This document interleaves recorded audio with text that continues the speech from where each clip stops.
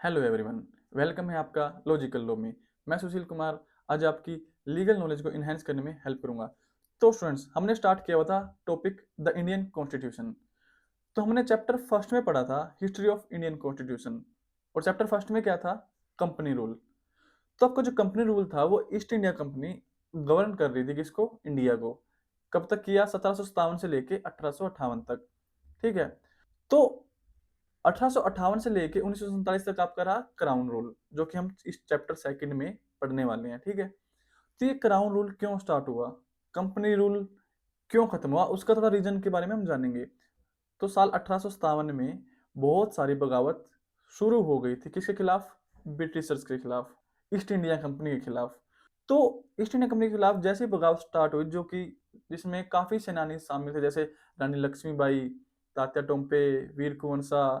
तो इन जैसे सेनानियों ने एक बगावत शुरू करी। किसके खिलाफ? ब्रिटिशर्स के खिलाफ, ईस्ट इंडिया कंपनी के खिलाफ।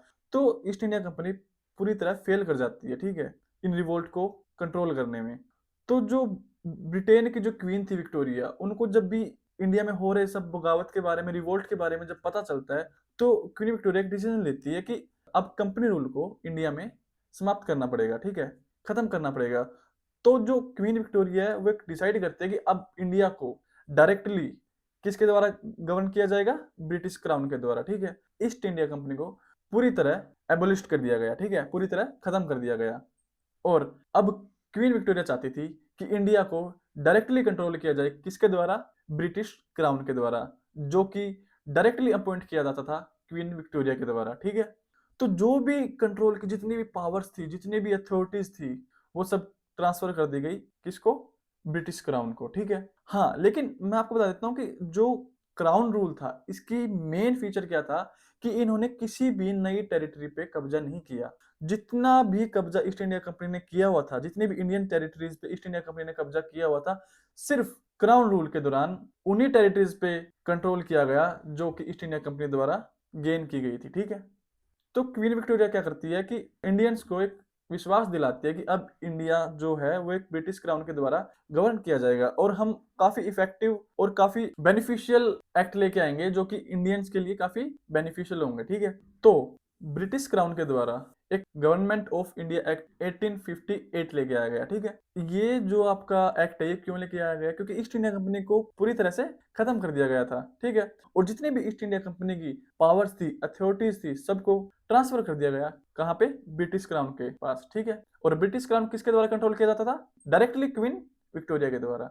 तो इसका बैकग्राउंड क्या था कि जो भी आपकी ईस्ट इंडिया कंपनी है वो फेल कर गई थी, और एक 1857 में क्रांति स्टार्ट हो गई थी, ठीक है, जिसको देखकर ब्रिटिशर्स काफी परेशान हो गए थे, और ये बात ब्रिटेन तक काफी फैल गई थी। तो ब्रिटिश पार्लियामेंट ने क्या किया कि इंडिया को अब डायरेक्टली गवर्न किया जाएगा थ्रू क्राउन, ठीक है, जो कि अंडर कंट्रोल होगा किसके? क्वीन विक्टोरिया के, ठीक है। तो हम मेन प्रोविजंस के बारे में जान लेते हैं इस एक्ट के। तो इसमें क्या था कि ईस्ट इंडिया कंपनी को प्रॉपर्ली खत्म कर दिया गया था, कंप्लीटली जो ईस्ट इंडिया कंपनी रूल था कंप्लीटली एंड कर दिया गया था, ठीक है। ट्रांसफर ऑफ पावर, जितनी भी जो पावर्स थी आपकी, जो भी ईस्ट इंडिया कंपनी की पावर थी, वो ट्रांसफर कर दी गई थी किसको? ब्रिटिश क्राउन को। और secretary of state for India, ठीक है, एक नई पोस्ट क्रिएट की गई। किसकी?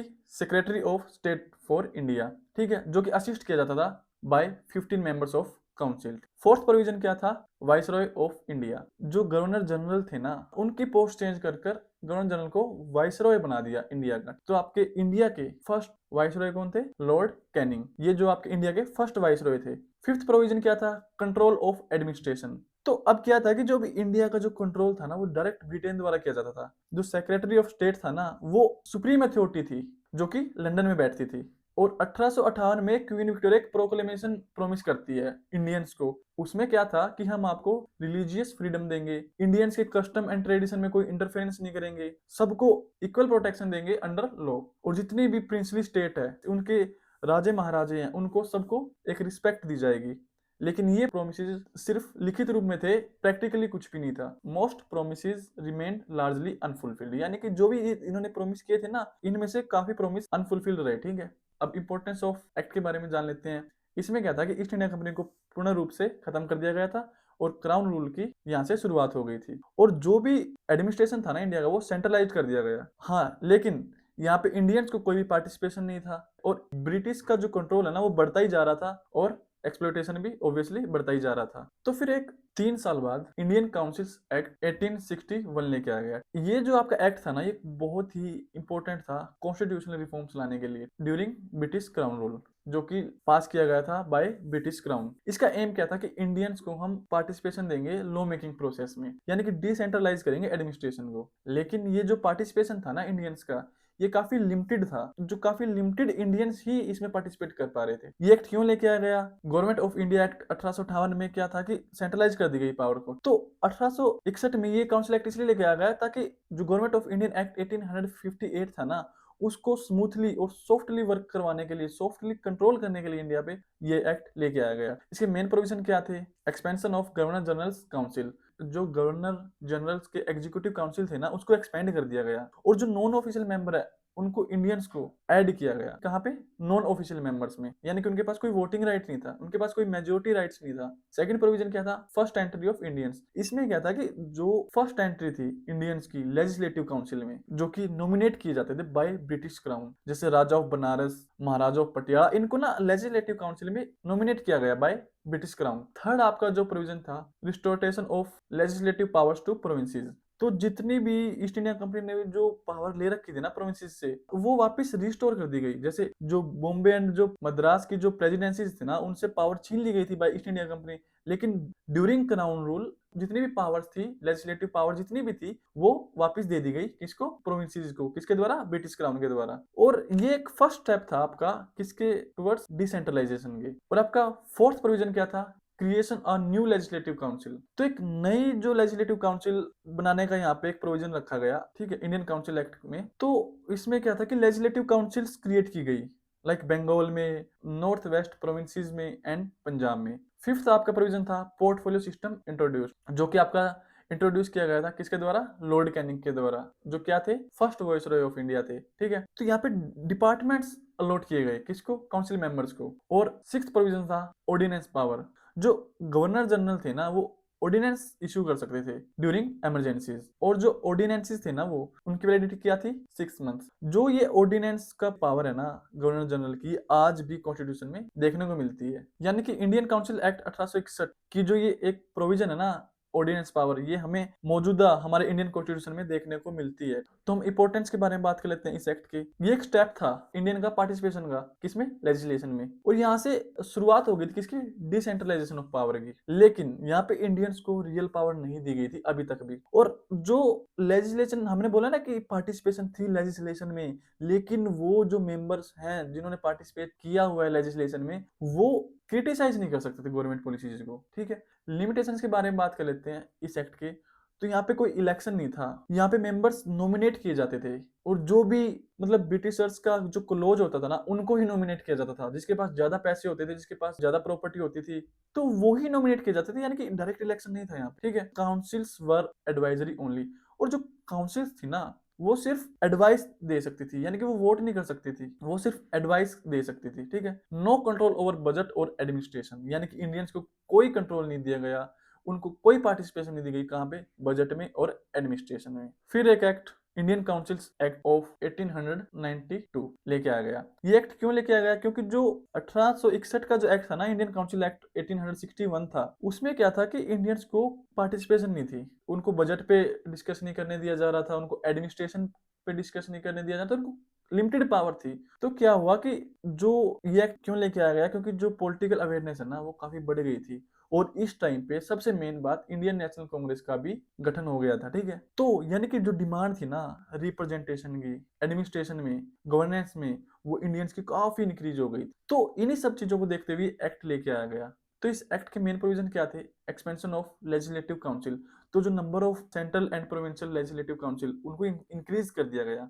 यानी कि जो central and provincial legislative council थी ना, उनके जो मेंबर्स थे, उनके नंबर को इंक्रीज कर दिया गया। Indirect election introduced. अभी भी इस टाइम पे भी इंडियंस डायरेक्टली इलेक्ट नहीं किए जाते थे, ठीक है। जो मेंबर्स है वो नॉमिनेट ही होते थे लोकल बॉडी से, जैसे कि यूनिवर्सिटीज से, म्यूनिसिपैलिटीज से, डिस्ट्रिक्ट बोर्ड से, ठीक है। तो यानी कि डायरेक्ट इलेक्शन अभी भी नहीं था, लेकिन क्या था कि इन्होंने लोकल बोर्ड से नॉमिनेट करने लगे थे। 1861 वाले एक्ट में क्या करते थे, किसको नॉमिनेट करते थे, जो ज्यादा टैक्स पे करता हो, जिसके पास ज्यादा प्रॉपर्टी हो, तो मतलब हायर क्लास को ही नॉमिनेट करते थे। लेकिन यहाँ पे क्या हुआ कि मेंबर्स को नॉमिनेट करा जाने लगा लोकल बॉडी से, जैसे कि यूनिवर्सिटीज, म्युनिसिपैलिटीज, डिस्ट्रिक्ट बोर्ड, ठीक है। थर्ड प्रोविजन क्या था कि डिस्कशन ऑन बजट। अब मेंबर्स को अलाउड कर दिया गया, यानी कि इंडियंस को अलाउड कर दिया गया डिस्कस दी बजट, यानी कि बजट के बारे में डिस्कस करने के लिए इंडियंस को अलाउड कर दिया गया। अब वे क्वेश्चन पूछ सकते थे किसी भी पब्लिक मैटर्स में, किससे, ठीक है, ब्रिटिश क्राउन से। फोर्थ प्रोविजन क्या था, लिमिटेड लेजिस्लेटिव पावर। तो अभी भी इंडियंस को बजट पे डिस्कस तो कर सकते थे, लेकिन उनको अभी भी वोटिंग राइट नहीं था बजट पे। यानी कि इंडियंस डिस्कस कर सकते थे, क्वेश्चन कर सकते थे बजट पे, लेकिन इंडियंस वोटिंग नहीं कर सकते थे बजट के मामले में, ठीक है। और कोई कंट्रोल नहीं था उनका एग्जीक्यूटिव डिसीजंस पे, यानी कि इंडियंस का कोई कंट्रोल भी नहीं था एग्जीक्यूटिव डिसीजंस पे, ठीक है। तो इंपॉर्टेंस देख लेते हैं इस एक्ट की। तो यहाँ पे इंडियंस को इनडायरेक्टली इलेक्ट किया जाने लगा, ठीक है। और मेंबर्स यानी इंडियंस को एक राइट दे दिया गया क्वेश्चन आस्क करने का, ठीक है। किस पे, पब्लिक मैटर्स पे, बजट पे, ठीक है। लेकिन यहाँ पे अभी भी इंडियंस को रियल पावर नहीं थी और एग्जीक्यूटिव रिस्पॉन्सिबल नहीं था किसका, काउंसिल्स का। इंडियंस एग्जीक्यूटिव से कोई भी क्वेश्चन नहीं कर सकते थे। लिमिटेशंस क्या थी कि यहाँ पे डायरेक्ट इलेक्शन नहीं थे, ठीक है। इंडियंस को कोई पावर नहीं थी, कोई राइट्स नहीं थे किसके ऊपर, इंडियन फाइनेंस के ऊपर, ठीक है। ये जो भी फाइनेंस का जो भी मैटर था ना, ये किसके द्वारा गवर्न किया जाता था, ब्रिटिशर्स के द्वारा। यहाँ पे इंडियंस को कोई पार्टिसिपेशन नहीं था। Official member still dominated councils. और जो ऑफिशियल मेंबर है ना, जो कि ब्रिटिशर्स ही थे जो ऑफिशियल मेंबर, क्योंकि इंडियंस तो नॉन ऑफिशियल थे।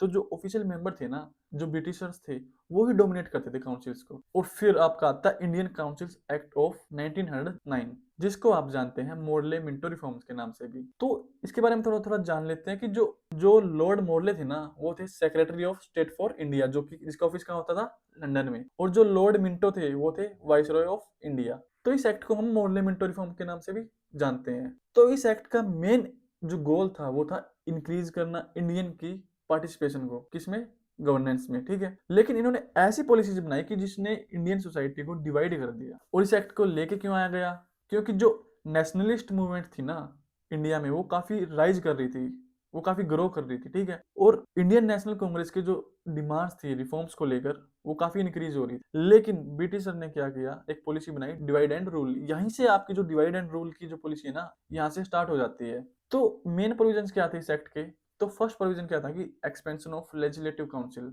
देख रहे हो कि ये ना जो लेजिस्लेटिव काउंसिल्स की जो मेंबर्स की जो नंबर है ना, उनको तो एक्सपेंड कर रहे हैं, लेकिन इंडियंस को अभी भी प्रॉपर पावर नहीं दे रही है। फर्स्ट प्रोविजन यही था कि लेजिस्लेटिव काउंसिल्स के जो मेंबर थे ना, उनके नंबर को इंक्रीज कर दिया गया। सेकंड प्रोविजन था इंट्रोडक्शन ऑफ डायरेक्ट इलेक्शन, यानी कि जो फर्स्ट टाइम ऐसा हुआ कि जो मेंबर्स थे ना, यानी इंडियंस थे लेजिस्लेटिव काउंसिल के जो नॉन ऑफिशियल मेंबर थे, वो अब डायरेक्ट इलेक्ट होने लगे, ना कि नॉमिनेट, ठीक है। लेकिन जो इलेक्शन थे वो भी अभी लिमिटेड और कंट्रोल में ही थे ब्रिटिशर्स। तो थर्ड प्रोविजन क्या था, सेपरेट इलेक्टोरेट्स फॉर मुस्लिम्स। तो इसमें क्या था कि मुस्लिम्स को अलाउ किया गया कि आप सिर्फ मुस्लिम रिप्रेजेंटेटिव को ही इलेक्ट कर सकते हैं, यानी कि जो सिख है वो अपने सिख रिप्रेजेंटेटिव को ही सिलेक्ट करेगा, और जो हिंदू है वो हिंदू रिप्रेजेंटेटिव को ही इलेक्ट करेगा। तो यहाँ पे एक डिवाइड एंड रूल वाली थ्योरी लेके आएगी, ठीक है। फोर्थ प्रोविजन क्या था, इंक्रीज पावर ऑफ काउंसिल्स। तो जब इंडियंस को जो मेंबर ऑफ काउंसिल थे नॉन ऑफिशियल, उनको सप्लीमेंट्री क्वेश्चंस पूछने का राइट्स दिया गया,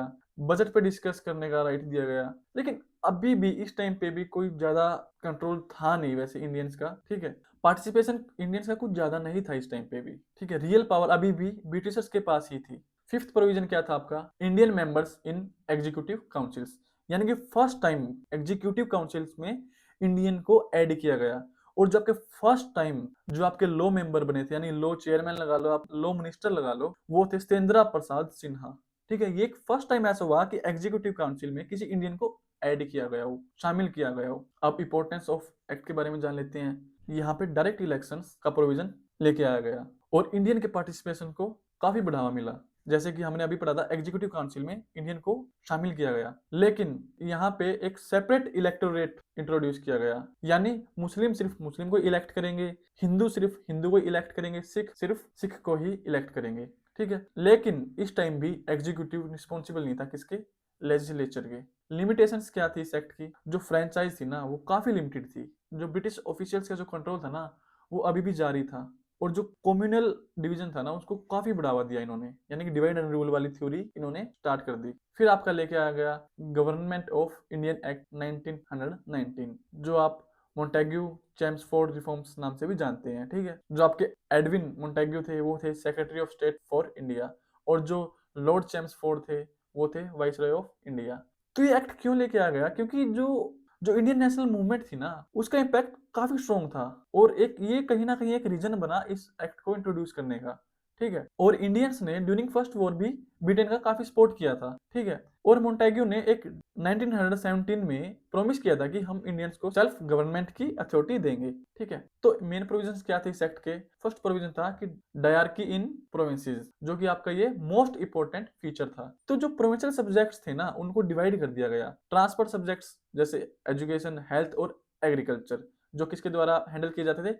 इंडियन मिनिस्टर्स के द्वारा, ठीक है। और सेकंड सब्जेक्ट कौन सा था? रिजर्व सब्जेक्ट, जैसे police, revenue, law and order, ठीक है, जो कि कंट्रोल किया जाता था बाय ब्रिटिश गवर्नर्स। और सेकंड प्रोविजन क्या था? Bicameral legislature at the centre. तो यहाँ पे दो हाउसेज आपके इंट्रोड्यूस किए गए, ठीक है।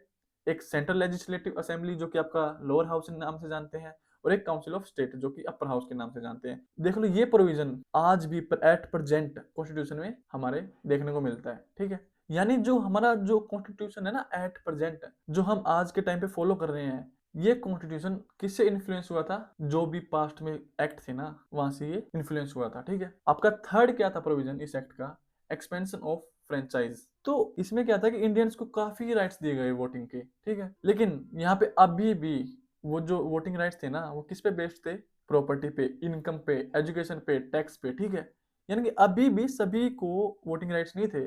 वो सिर्फ प्रॉपर्टी, जिसके पास ज्यादा प्रॉपर्टी हो, जिसकी ज्यादा इनकम हो, जिसके पास ज्यादा एजुकेशन हो, ऐसे इंडियंस के पास ही वोटिंग राइट्स थे, ठीक है। फिफ्थ प्रोविजन था आपका सेपरेशन ऑफ पावर्स। तो इसमें पावर को डिस्ट्रीब्यूट कर दिया गया, सेपरेट कर दिया गया। जैसे सेंट्रल को एंड प्रोविंशियल बजट सेपरेटेड, यानी कि जो सेंट्रल का बजट था और प्रोविंशियल जो बजट था आपका उसको सेपरेट कर दिया गया, और जो प्रोविंसेस थी उनको लिमिटेड फाइनेंशियल ऑटोनॉमी दी गई। सिक्स्थ प्रोविजन आपका था स्ट्रेंथनिंग ऑफ लेजिस्लेटिव काउंसिल्स, यानी कि इंडियंस को, मेंबर्स ऑफ लेजिस्लेटिव काउंसिल्स को पावर दी गई क्वेश्चन आस्क करने की, रिजोल्यूशन पास करने की, एंड बजट पे डिस्कस करने की, ठीक है। और सिक्स्थ प्रोविजन था पब्लिक सर्विस कमीशन, जो कि आपका सबसे मेन प्रोविजन है, जो कि आज के टाइम पे भी आप इंडियन कॉन्स्टिट्यूशन में देख सकते हैं। Provision for establishing a public service commission, यानी कि जो भी आपके सिलेक्शन होते थे, अब एक एग्जाम कंडक्ट होगा, जो कौन कंडक्ट करवाएगा? पब्लिक सर्विस कमीशन, ठीक है। इंपॉर्टेंस ऑफ द एक्ट, यहाँ पे डायरकी को इंट्रोड्यूस किया गया और पॉलिटिकल पार्टिसिपेशन को एक्सपेंड किया गया इंडियंस का, ठीक है। लेकिन यहाँ पे डायरकी अनसक्सेसफुल प्रूव हुई और रियल पावर अभी भी ब्रिटिश ऑफिशियल्स के पास थी। लिमिटेशंस क्या थी इस एक्ट की? गवर्नर्स हैड ओवरराइडिंग पावर्स, जो गवर्नर्स थे ना वो अभी भी अपनी पावर्स का मिसयूज कर रहे थे, ओवरराइड कर रहे थे अपनी पावर से, ठीक है। और जो ब्रिटिश गवर्नमेंट थी ना वो रिस्पॉन्सिबल नहीं थी सेंटर पे, और काफी कॉम्प्लेक्स एंड कंफ्यूजिंग सिस्टम था। और जो ये एक्ट है ना आपका गवर्नमेंट ऑफ इंडियन एक्ट 1919, इसका इम्पैक्ट क्या था?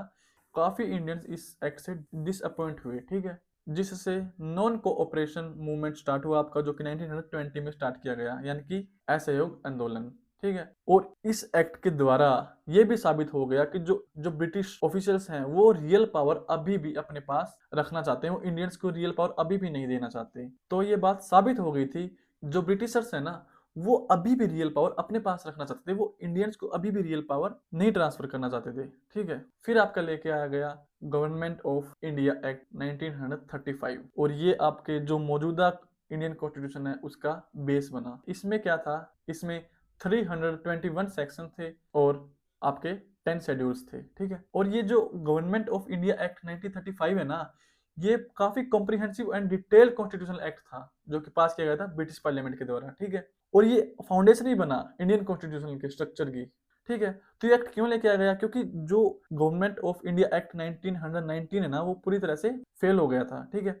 और 1927 में साइमन कमीशन की जो रिकमेंडेशंस थी ना उसमें क्या था कि इंडियंस को सेपरेट पावर दी जाएगी, इंडियन को एक कॉन्स्टिट्यूशन दिया जाए। और राउंड टेबल कॉन्फ्रेंस ने भी इन्फ्लुएंस किया ये एक्ट पास करने के लिए, ठीक है। और इंडियंस की डिमांड काफी इंक्रीज हो गई थी किसके प्रति? कि एक रिस्पॉन्सिबल गवर्नमेंट हो, एक रिस्पॉन्सिबल गवर्नमेंट का गठन किया जाए। तो मेन प्रोविजंस क्या थे इस एक्ट के? तो यहाँ पे दो फेडरेशन प्रोपोज की गई, British Indian provinces and princely states. लेकिन ये फेडरेशन कभी भी फोर्स में नहीं आ पाई, क्योंकि जो प्रिंसली स्टेट्स थे ना वो इस फेडरेशन से नाखुश थे, उनकी कंसेंट नहीं थी। ठीक है। सेकंड प्रोविजन क्या था? Provincial autonomy. Most important feature था दो आपका इस एक्ट का। जो डायरकी थी ना प्रोविंसेस में, उनको एबोलिश कर दिया गया और उनको ऑटोनोमस पावर दी गई। ठीक है। और मिनिस्टर्स को रिस्पॉन्सिबिलिटी दी गई किसकी? प्रोविंशियल लेजिस्लेचर्स की। ठीक है। थर्ड आपका प्रोविजन क्या था? Dyarchy eight the centre. तो जो डायरकी थी ना वो सेंटर पे इंट्रोड्यूस कर दी गई, यानी कि जो रिजर्व सब्जेक्ट्स थे आपके डिफेंस फॉरेन अफेयर्स वो सेंटर को दिए गए, और जो ट्रांसफर सब्जेक्ट्स थे वो किसको दिए गए? प्रोविंसेस को। ठीक है। लेकिन ये प्रोविजन कभी इंप्लीमेंट नहीं हो पाया। तो फोर्थ प्रोविजन क्या था इस एक्ट का? Bicameral legislature. यहाँ पे बाइकैमरल लेजिस्लेचर्स को इंट्रोड्यूस किया गया सेंट्रल लेवल पे और प्रोविंसेस लेवल पे।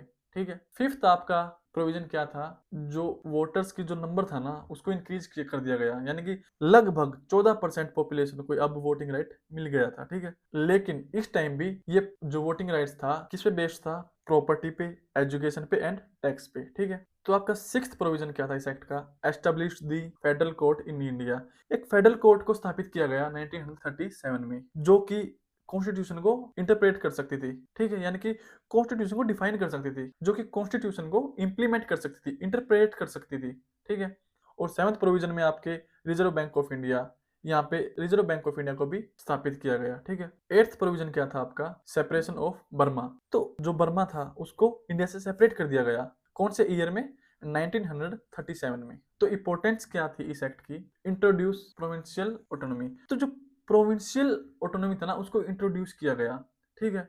एक फेडरल स्ट्रक्चर को लेके आया गया, और जो एट प्रेजेंट आपका इंडियन कॉन्स्टिट्यूशन है उसको इन्फ्लुएंस किया गया इस एक्ट के द्वारा। ठीक है। और गवर्नर्स को ही एक्सटेंसिव पावर्स थी, रियल फ्रीडम्स नहीं थी इंडिया को सेंट्रल लेवल पे। लिमिटेशंस क्या थी इस एक्ट की? स्ट्रॉन्ग कंट्रोल ऑफ गवर्नर्स, यानी कि जो कंट्रोल था ना वो सिर्फ गवर्नर्स का ही था।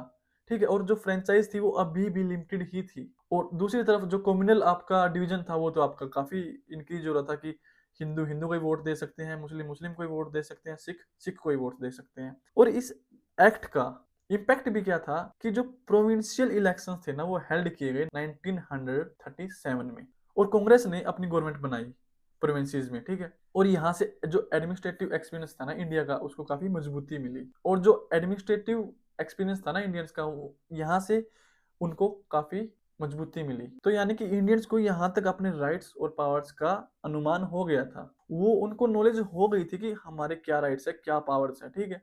तो अब इंडियंस को पार्टिसिपेंट मिलने लग गई थी सेंट्रल लेवल पे भी स्टेट लेवल पे भी। तो यानी कि जो यहाँ पे क्राउन रूल था ना वो यहाँ पे थोड़ा फेड होता हुआ दिखा, तो इंडियंस को काफी एडमिनिस्ट्रेटिव पावर मिली। ठीक है। तो इस एक्ट के बाद यानी गवर्नमेंट ऑफ इंडियन एक्ट 1935 के बाद इंडियंस को काफी पार्टिसिपेशन मिला, और अब इंडियंस को ये समझ आ गया था कि अब इंडियंस को अपना एक कॉन्स्टिट्यूशन चाहिए जो कि पूर्ण रूप से आजाद हो। ठीक है। तो थैंक यू स्टूडेंट्स। तो थर्ड चैप्टर में हम एट प्रेजेंट जो कॉन्स्टिट्यूशन फॉलो कर रहे हैं उसके बारे में थोड़ा जानेंगे। ठीक है। Thank you. अगर आपको वीडियो इन्फॉर्मेटिव लगा हो तो do like share comment and subscribe. Thank you.